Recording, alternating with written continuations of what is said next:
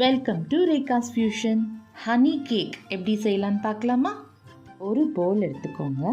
அதில் ஒரு கப்பு பால் சேர்த்துக்கணும். இது ஒரு 250 mlக்கு இருக்கும்.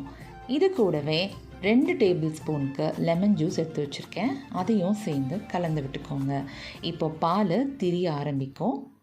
இந்த மாதிரி விஸ்கை பயன்படுத்தி நல்லா கலந்து விட்டுக்கிட்டே இருந்திங்கன்னா பால் திரிய ஆரம்பிக்கும். இப்போது நம்ம மற்ற பொருட்களை சேர்த்துடலாம்.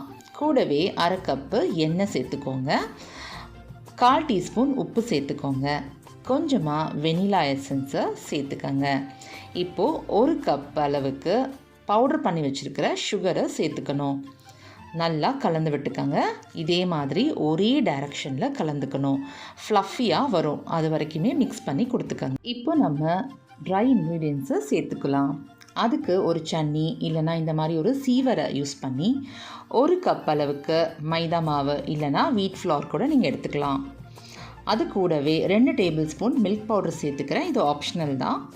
அது கூடவே 1 டீஸ்பூனுக்கு பேக்கிங் பவுடர், அரை டீஸ்பூனுக்கு பேக்கிங் சோடா சேர்த்து இதை நல்லா சலிச்சு விட்டுக்கோங்க. இப்போது எல்லாத்தையும் சலிச்சு விட்டதும் மறுபடியும் விஸ்கர் யூஸ் பண்ணி நீங்கள் ஒரே டைரக்ஷனில் இந்த மாதிரி கலந்து கொடுத்துக்கணும்.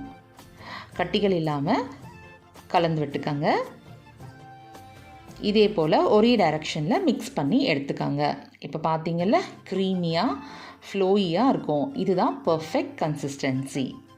கேக் பேக் பண்ணுறதுக்கு நான் ஹார்ட் ஷேப் டின் எடுத்திருக்கேன். நீங்கள் எந்த டின் வேணாலும் யூஸ் பண்ணிக்கலாம். அதை நம்ம ஆயில் இல்லைனா பட்டர் போட்டு இந்த மாதிரி சைட்ஸ் எல்லாமே க்ரீஸ் பண்ணி எடுத்துக்கணும்.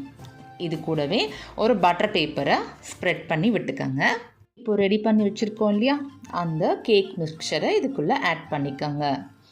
நல்லா டேப் பண்ணி விட்டுக்கோங்க. அப்போ தான் ஏர் பபிள்ஸ் எல்லாம் ரிலீஸ் ஆகும். கேக் பேக் பண்ணுறதுக்கு அவனை ப்ரீ ஹீட் பண்ணிக்கணும்.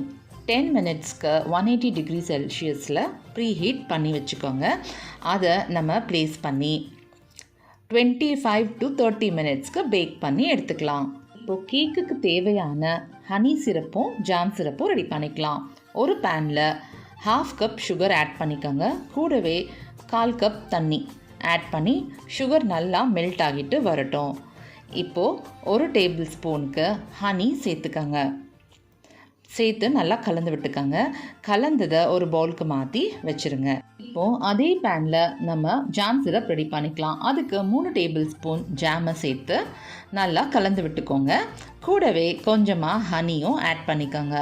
இப்போது அது கரைஞ்சி வந்ததும் நம்ம ஃப்ளேமை ஆஃப் பண்ணிவிட்டு பக்கத்தில் வச்சுக்கலாம். இப்போது கேக்கு ரெடி ஆகிடுச்சு. அதை டீமோல்ட் பண்ணி எடுத்து வந்தாச்சு. இப்போது பின்னாடி உள்ள அந்த பட்டர் பேப்பரை ரிமூவ் பண்ணிவிட்டு கேக்கை நம்ம ப்ளேஸ் பண்ணி இப்போ டெக்கரேட் பண்ண ஆரம்பிச்சிடலாம். இப்போது ஒரு ஃபோர்க்கு யூஸ் பண்ணி இந்த மாதிரி குத்தி விட்டுக்காங்க.